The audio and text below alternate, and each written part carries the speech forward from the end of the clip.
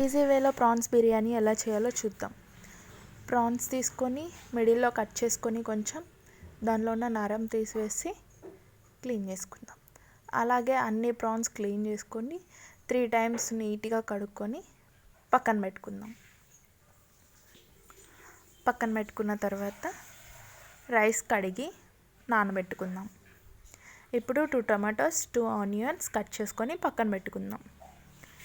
ఇప్పుడు నీట్గా కడిగి పక్కన పెట్టుకున్న ప్రాన్స్ తీసుకొని కొంచెం సాల్ట్, పసుపు, కారం, అల్లం వెల్లుల్లి పేస్ట్ వేసుకొని ముక్కలకు బాగా పట్టే వరకు కలుపుకుందాం. ఇప్పుడు కొంచెం లెమన్ జ్యూస్, పెరుగు కొంచెం వేసుకొని మ్యారినేట్ చేసుకొని పక్కన పెట్టుకుందాం.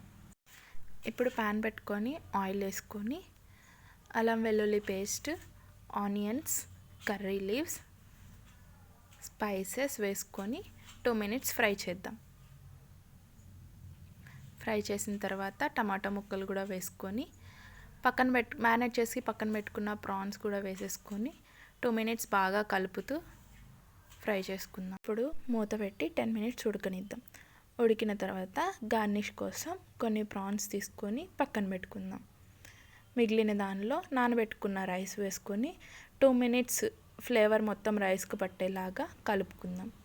కలుపుకున్న దాన్ని తీసుకొని రైస్ కుక్కర్లో వేసుకొని బాయిల్ అవ్వడానికి సరిపడా వాటర్ వేసుకొని హాఫ్ లెమన్ పిండుకొని రుచికి సరిపడా సాల్ట్ వేసుకొని 90% కుక్ చేసుకుందాం.